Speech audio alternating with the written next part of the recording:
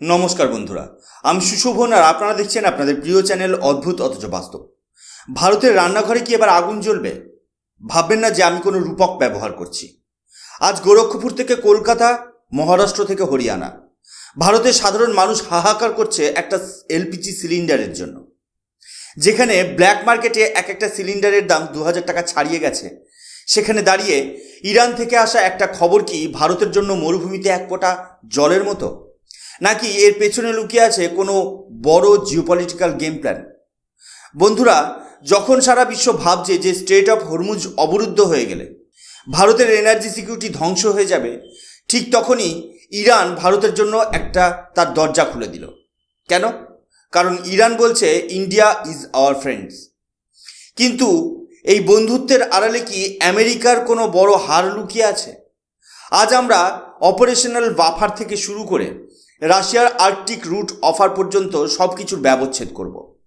আজকের এপিসোডটি স্কিপ করবেন না, কারণ আজ ভারত তার সবচেয়ে বড় ফুয়েল ক্রাইসিসের মোকাবেলা করছে।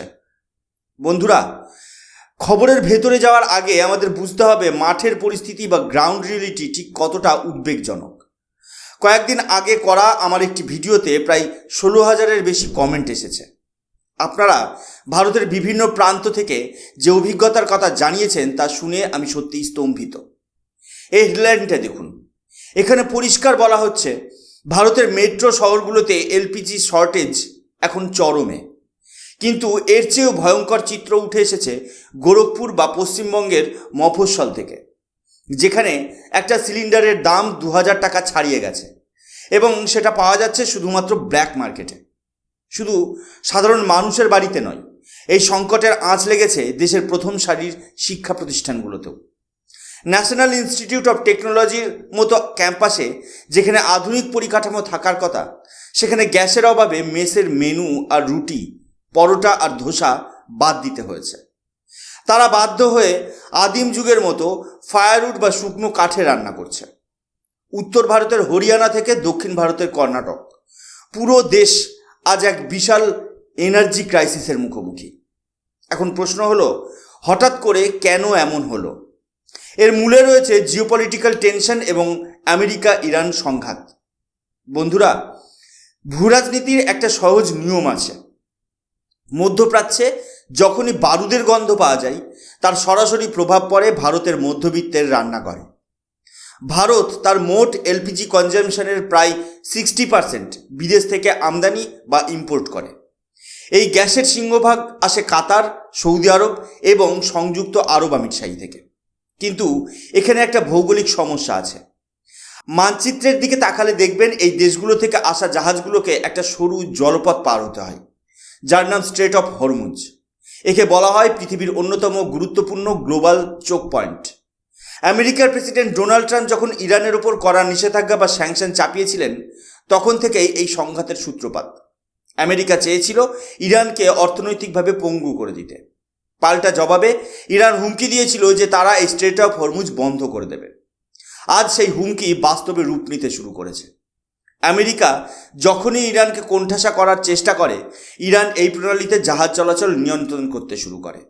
আর ঠিক এই দাবার লড়াইয়ের মাঝখানে ফেসে যায় ভারত। ভারত সরকার বর্তমানে এলপিজি বা সরাসরি পাইপলাইনের মাধ্যমে গ্যাস নেওয়ার কথা বলছে, কিন্তু বাস্তবটা হলো ভারতের বিশাল জনসংখ্যার জন্য রাতারাতি এই ইনফ্রাস্ট্রাকচার তৈরি করা সম্ভব নয়। সিলিন্ডারের ওপর আমাদের নির্ভরতা এতটাই বেশি যে এই সাপ্লাই চেন ডিসরাপশন সরাসরি আমাদের দৈনন্দিন জীবনকে অচল করে দিচ্ছে। তাহলে কি এর থেকে বাঁচার কোনো উপায় নেই? এখানেই ভারতের এক পুরনো বন্ধু এবং রাশিয়ার এন্ট্রি হচ্ছে। বন্ধুরা, এবার আসি আজকের আলোচনার সবচেয়ে কৌতূহলোদ্দীপক বা মোস্ট ইন্টারেস্টিং পয়েন্টে। যখন আমেরিকা ভারতকে ক্রমাগত চাপ দিচ্ছে ইরানের তেল কেনা বন্ধ করার জন্য এবং মধ্যপ্রাচ্যের যুদ্ধের দামামা বাজিয়ে জ্বালানির দাম আকাশছোঁয়া করে তুলছে, ঠিক সেই মুহূর্তেই ইরান ভারতের জন্য একটা সেফ প্যাসেজ বা নিরাপদ করিডোর তৈরি করে দিল। হেডলাইনটা খুব ভালো করে লক্ষ্য করুন। এখানে স্পষ্ট লেখা আছে ইরান ভারতের দুটো নির্দিষ্ট এলপিজি ক্যারিয়ার্স শিবালিক এবং নন্দা দেবীকে পার হওয়ার বিশেষ অনুমতি দিয়েছে। আপনারা কি বুঝতে পারছেন এটা কতটা বড় ব্যাপার? যখন অন্যান্য দেশের জাহাজগুলো স্ট্রেট অফ হরমুজ দিয়ে যেতে ভয় পাচ্ছে বা ইরান তাদের আটকে দিচ্ছে, তখন ভারতের পতাকাবাহী জাহাজগুলো অনায়াসে পার হয়ে যাচ্ছে। কেন ইরান এটা করছে? এটা কেবল সাধারণ বন্ধুত্ব নয় বন্ধুরা, একে বলে স্ট্র্যাটেজিক সিগন্যাল। এই সংকটের মুহূর্তে ইরান আসলে দিল্লিকে একটা বার্তা পাঠাতে চাইছে। তারা ভারতকে বুঝিয়ে দিল যে বিপদের দিনে আমেরিকা তোমাদের পাশে থাকে না, বরং ইরানের মতো পুরনো বন্ধুরাই তোমাদের এনার্জি সিকিউরিটি নিশ্চিত করে। ইরান জানে যে ভারত বিশ্বের তৃতীয় বৃহত্তম এনার্জি কনজিউমার, তাই ভারতের সাথে সুসম্পর্ক রাখা ইরানের জন্য লং টার্মে লাভজনক।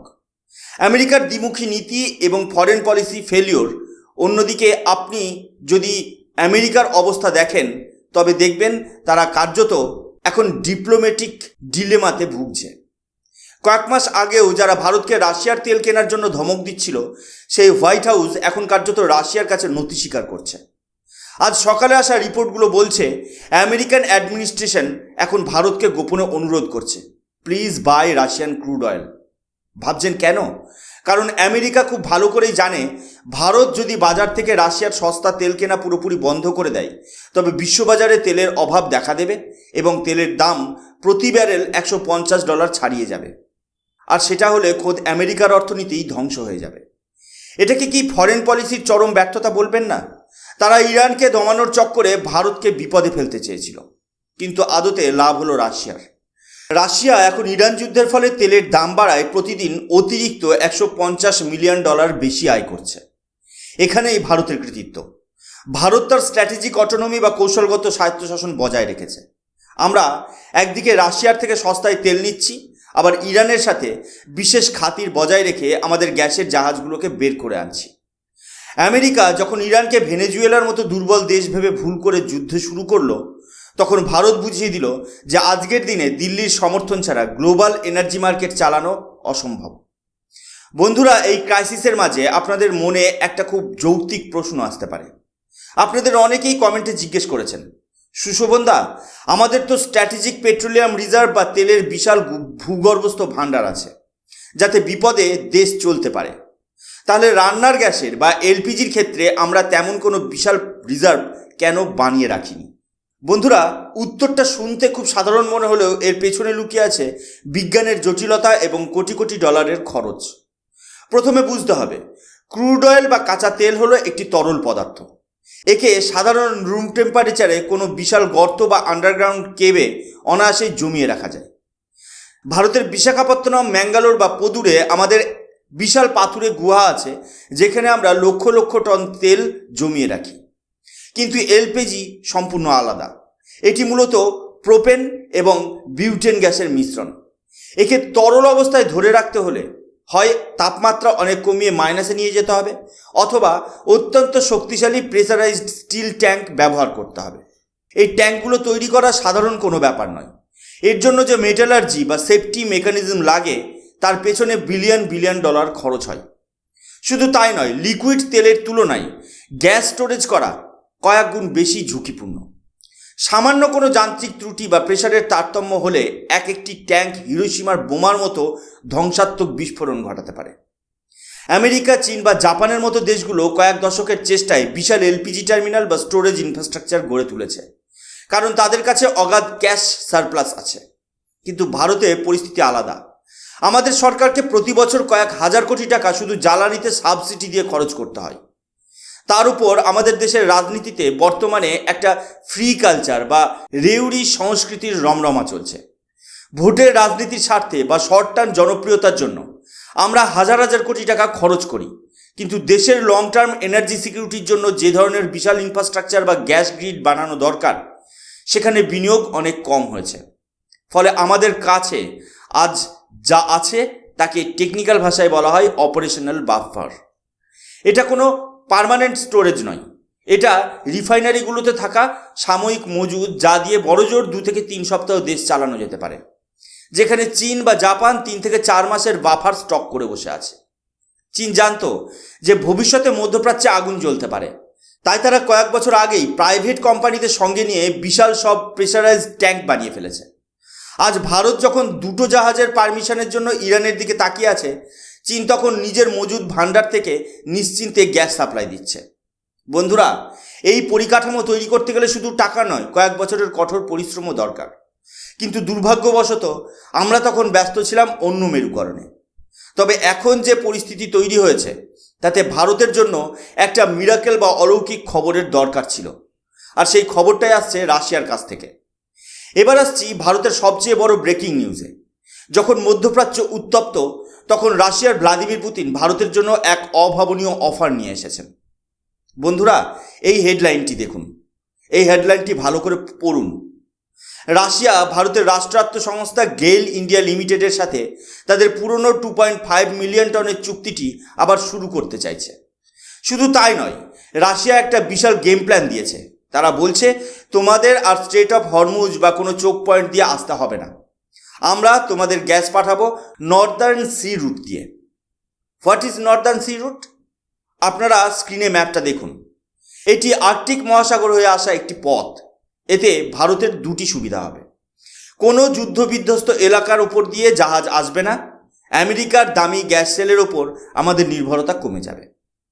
রাশিয়া আমাদের 2012 সালের পুরনো রেটে গ্যাস দিতে চাইছে, যা বর্তমানে আমেরিকার গ্যাসের তুলনায় অনেক সস্তা। যদি এই ডিল ফাইনাল হয়, তবে ভারতের মোট আমদানির 10% একাই রাশিয়া পূরণ করতে পারবে। এটা ভারতের জন্য একটা বিশাল এনার্জি সিকিউরিটি কবচ হতে চলেছে। বন্ধুরা, আমাদের স্বীকার করতেই হবে যে চীন এই সংকটের প্রস্তুতি বহু বছর আগে থেকে নিয়েছিল। তারা জানতো যে ইউএস ইরান যুদ্ধ অনিবার্য, তাই তারা লার্জ স্কেলে এলএনজি স্টোরেজ করেছে এবং তাদের দেশকে ইলেকট্রিক ভেহিকেলের দিকে ঠেলে দিয়েছে। আজ ভারতের 50 থেকে 60% গাড়ি যদি ইলেকট্রিক হতো, তবে তেলের দাম বাড়লে আমাদের এত চিন্তা করতে হতো না। বর্তমানে বাংলাদেশ এবং পাকিস্তানও একই সংকটে ভুগছে। পাকিস্তান তো তার স্কুল কলেজ পর্যন্ত বন্ধ করে দিচ্ছে, কারণ তাদের কাছে জ্বালানি কেনার টাকা নেই। ভারত তুলনামূলকভাবে অনেক ভালো জায়গায় আছে, কিন্তু আমাদের এই মুহূর্তের বড় বড় শত্রু হলো হোর্ডিং বা কালোবাজারি। সরকার চেষ্টা করছে, কিন্তু সাধারণ মানুষ হিসেবে আমাদেরও সতর্ক থাকতে হবে। প্যানিক বুকিং করবেন না। সবশেষে এটাই বলবো, রাশিয়ার এই এলএনজি অফার এবং ইরানের এই স্পেশাল প্যাসেজ দুটোই ভারতের সফল নিউট্রাল ডিপ্লোমেসির ফল। ভারত আজ রাশিয়ার হাতও ছাড়েনি, আবার ইরানকেও চটায়নি। কিন্তু আমাদের মনে রাখতে হবে, চিরকাল অন্যের উপর নির্ভর করে থাকা যায় না। আমাদের আরও বেশি গ্যাস স্টোরেজ এবং রিনিউয়েবল এনার্জিতে বিনিয়োগ করতে হবে। রাশিয়ার এই 2.5 মিলিয়ন টনের অফার নিয়ে আপনাদের কি মনে হয়? ভারতের কি উচিত আমেরিকার রক্তচক্ষু উপেক্ষা করে এই ডিলে সই করা? কমেন্ট করে অবশ্যই জানান। ভিডিওটি ভালো লাগলে লাইক করুন এবং শেয়ার করুন, যাতে সবাই এই জিওপলিটিক্যাল ক্রাইসিস সম্পর্কে জানতে পারে। দেখা হচ্ছে পরের ভিডিওতে। নমস্কার, আমি সুশোভন। আপনারা দেখছিলেন অদ্ভুত অথচ বাস্তব। জয় হিন্দ, বন্দে মাতরম, ভারত মাতা কি জয়।